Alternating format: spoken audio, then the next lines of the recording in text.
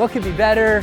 Beach, church family, baptisms. We're gonna celebrate God's grace in people's lives here in just a few minutes, so can't wait. Today we have an all-church beach day and we're celebrating people who are getting baptized and it's gonna be super fun. Me and 2 of my friends are getting baptized. The all-church beach day and we are dominating at some spike ball. Good, man. Good to see you. We're grilling dogs right now, about 300 hot dogs. People are getting baptized. We are here at Oceanside Harbor to celebrate All Church Beach Day and have beach and baptisms. Can't wait for that tonight. It's important to do events like this, the All Beach Day, because so often we see each other Sunday mornings. The youth do their thing, the kids do their thing. But here's a time for us to all come together as a church family to celebrate what God is doing in people's lives through baptism.